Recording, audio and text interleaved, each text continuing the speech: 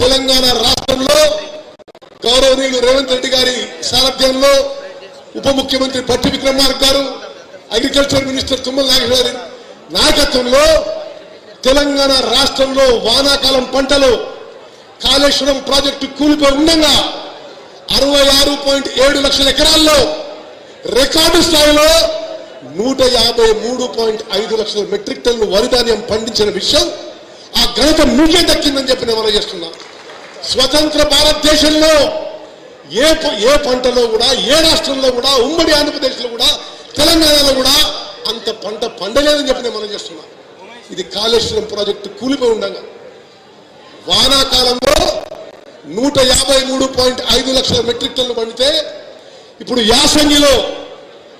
యాసంగి పంటలో 57 లక్షల ఎకరాల్లో 127.5 లక్షల మెట్రిక్ టన్నులు వరి ధాన్యం పండింది.